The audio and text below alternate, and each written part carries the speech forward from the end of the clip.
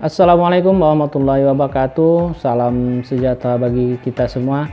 Masih bertemu kembali di Henry Ismail Channel, tips dan tutorial seputar asam lambung, GERD dan anxiety. Halo sahabat-sahabat, mudah-mudahan pada kesempatan ini kalian lebih baik daripada hari kemarin. Penyakitnya tidak kambuh-kambuhan lagi, dan saya berharap kalian hari ini mudah-mudahan sehat walafiat. Itu harapan saya. Kali ini saya akan berbagi tentang kecemasan dan ketakutan ataupun takut mati, sensasi takut mati, kemudian kecemasan dan ketakutan yang dialami oleh penderita anxiety khususnya. Baik, kita mulai saja dengan pembahasan kita, yaitu tentang takut mati, penyakit GERD dan anxiety. Sebenarnya penyakit GERD dan anxiety ini saling berhubungan. Ketika asam lambung kita kambuh, kemudian GERD kita asam lambung kita naik, GERD kita juga kambuh, otot di esofagus kita tidak mampu menahan asam lambung, kemudian pikiran bawah sadar kita menghasilkan pikiran-pikiran negatif, sehingga ketakutan, kecemasan, fobia, apa segala macam itu dapat kita rasakan kembali, sehingga kita merasa keliengan, sehingga kita merasa lemas, sehingga kita merasakan banyak sensasi yang terjadi di dalam tubuh kita, baik itu keringat dingin, tangan dan kaki terasa dingin, kemudian sesak dada dan lain sebagainya.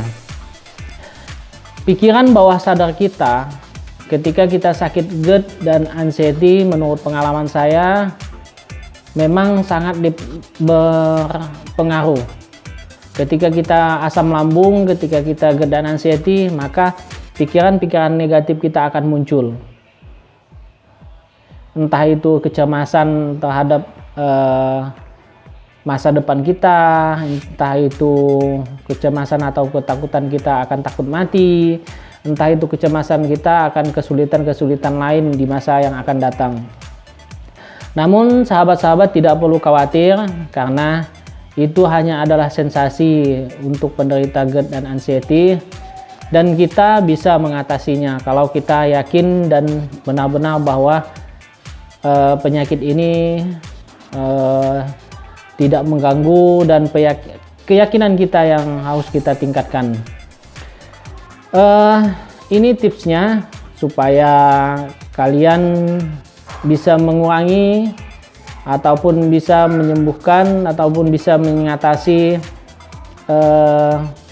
takut mati tersebut. Hal yang wajar apabila asam lambung kita ataupun GERD anxiety kita lagi kambuh, kita akan dilanda juga dengan kecemasan. Berikut tipsnya. Yang pertama adalah lakukan meditasi. Itu saran saya, karena saya ketika asam lambung GERD anxiety saya kambuh, saya melakukan meditasi.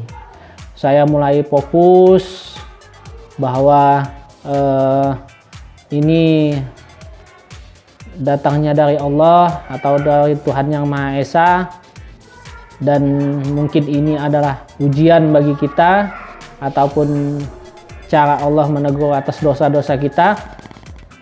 Dan itu harus kita tanamkan dalam hati, bahwa kita serahkan penyakit ini, kecemasan ini, kemudian apapun yang kita rasakan, kita serahkan, kita pasrahkan kepada Tuhan Yang Maha Esa, Allah Subhanahu wa Ta'ala. Itu yang pertama. Kita sambil melakukan latihan fokus, kemudian latihan pernapasan, tarik napas yang dalam dari hidung, kemudian kita hembuskan dari mulut sampai hitungan keempat, kemudian kita tarik lagi napas yang dalam dari hidung, 1, 2, 3, 4, kita hembuskan lagi. Setiap kali kecemasan itu datang, itu kita lakukan. Nah, paling tidak ada terasa keringanan yang kita derita dari latihan pernapasan seperti itu. Itu nomor satunya, bahwa kita harus meditasi. Kemudian kita harus banyak berserah diri kepada Allah. Ketika kita meditasi, kita pasrahkan semuanya kepada Tuhan Yang Maha Esa, Allah Subhanahu wa Ta'ala. Kemudian tips selanjutnya yaitu kita tidak hanya mengurung diri di rumah ataupun tidak hanya berdiam diri di rumah. Nah, kita harus bersosialisasi dengan masyarakat. Kita harus banyak berbicara dengan keluarga, dengan tetangga. Kita bersosialisasi. Hal ini dapat meringankan beban pikiran-pikiran negatif kita menjadi pikiran-pikiran positif. Kita bersenda gurau dengan keluarga, dengan anak-anak kita. Kemudian kita bersosialisasi dengan masyarakat atau tetangga. Mungkin beliau menyemangati kita, mungkin beliau memberikan motivasi kepada kita bahwa penyakit kita ini dapat diatasi, dan yakinkan dalam diri kita bahwa penyakit ini tidak berbahaya dan tidak menyebabkan penyakit ini kita membawa kita kepada kematian, kecuali memang sudah ditakdirkan oleh Allah Subhanahu wa Ta'ala, Tuhan Yang Maha Esa, tentang ajal kita. Teman-teman, selanjutnya yaitu tips yang saya berikan adalah kita melakukan aktivitas fisik. Aktivitas fisik bisa di dalam rumah ataupun di luar rumah. Seandainya kita mempunyai fasilitas gym ataupun fasilitas olahraga di rumah kita, kita lakukan olahraga.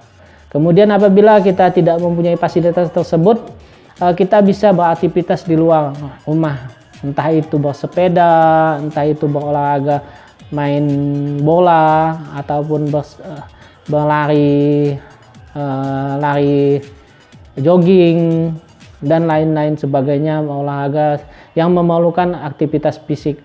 Bukan hanya berolahraga, kalian bisa melakukan bercocok tanam ataupun berkebun di sekitar rumah, ataupun bertani bagi yang petani. Jangan hanya meratapi ataupun selalu saja mengurung di dalam rumah. Itu tidak saya sarankan, karena apabila kita mengurung di dalam rumah, di dalam kamar dan meratapi nasib penyakit kita ini, penyakit tersebut akan selalu menimbulkan pikiran-pikiran negatif yang ada pada diri kita. Dan untuk mengatasinya, kita harus keluar rumah. Keluar rumah, lakukan aktivitas fisik itu. Kemudian biasanya apabila sensasi ataupun perasaan takut mati kita muncul, anxiety kita tinggi, banyak sensasi-sensasi lain yang mengikutinya. Kepala terasa keliengan, dada terasa sesak, kemudian kaki dan tangan badan kita terasa lemas, keluar keringat dingin. Nah, hal itu wajar karena pikiran bawah sadar kita sudah mengatakan bahwa itu adalah penyakit berbahaya, pikiran bawah sadar kita. Namun bagaimana cara kita untuk mengatasinya? Yaitu tadi, kita harus buang pikiran-pikiran negatif itu menjadi pikiran-pikiran positif, dengan bersemangat, dengan optimisme, dengan bahwa hidup ini masih panjang, masih keluarga kita masih memerlukan kita, dan lain sebagainya aktivitas yang dapat kita lakukan. Kita juga harusnya sudah mulai cuek dengan penyakit kita ini.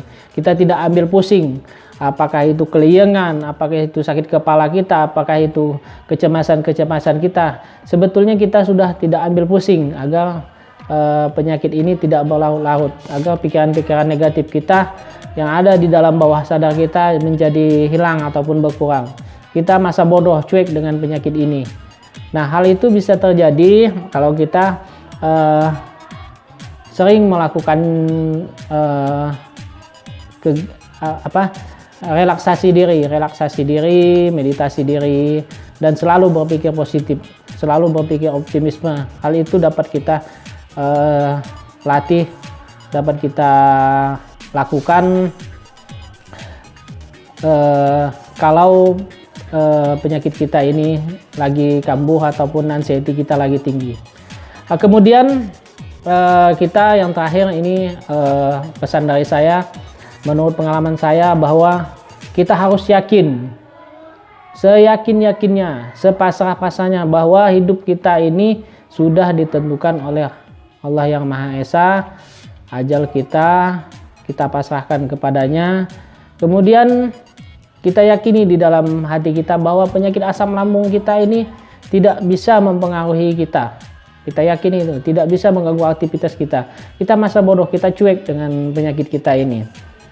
Nah, dengan hal tersebut di atas, mudah-mudahan penyakit kita ini, anxiety kita yang kita derita ini, ataupun apapun itu, fobia kah, psikomatis kah itu, ansietas kah, dapat kita tekan ataupun dapat kita atasi.